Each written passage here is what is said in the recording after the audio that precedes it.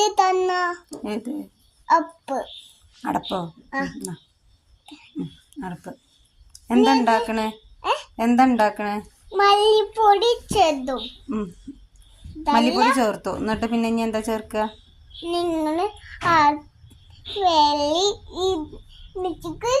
chocolate ഉണ്ടാക്കുക ചോക്ലേറ്റിക്കാണ് മല്ലിപ്പൊടിയൊക്കെ ഇടണത് wow super ഇതാർക്കൊക്കെ തിന്നാൻ കൊടുക്കും ഏത് കാക്കൂന് ഏത് കാക്കൂന്